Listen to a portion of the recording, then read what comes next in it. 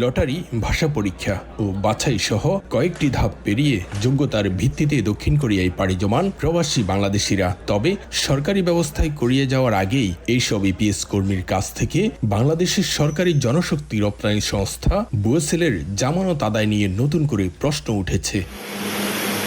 Korea যাওয়ার পর কোনো কর্মী কর্মস্থল পরিবর্তন করলে তার জামানত বাজেয়াপ্ত হবে, এমন অঙ্গীকারনামায় স্বাক্ষর নেওয়ার অভিযোগ উঠেছে বুয়েসেলের বিরুদ্ধে। প্রবাসীদের দাবি, কর্মস্থল পরিবর্তন কোরিয়ার শ্রম আইনে বৈধ হওয়ায় এ ধরনের জামানত প্রথা শ্রমিকদের অধিকারের সঙ্গে সাংঘর্ষিক।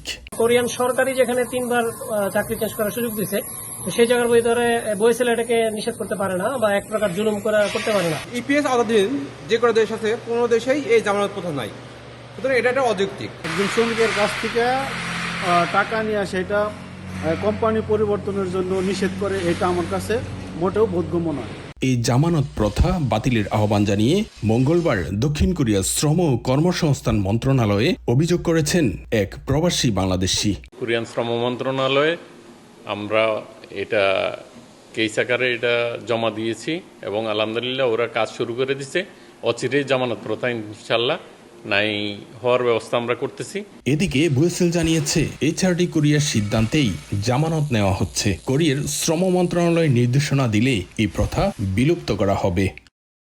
এইচআরডি কোরিয়ার নির্দেশনা অনুযায়ী বুয়েসেল জামানতটা গ্রহণ করে। কোরিয়া যদি এই অভিযোগ আসে এবং কোরিয়ার এমপ্লয়মেন্ট এবং লেবার মিনিস্ট্রি যদি এ বিষয়ে উদ্বিগ্ন হয় এবং আমাদের কোনো নির্দেশনা দেয় যে জামানত নেওয়া যাবে না, ঠিক আছে, আমরা জামানত নেব না।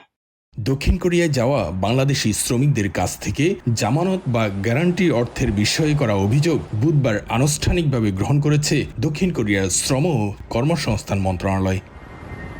দক্ষিণ কোরিয়া থেকে মোহাম্মদ হানিফ, সময় সংবাদ।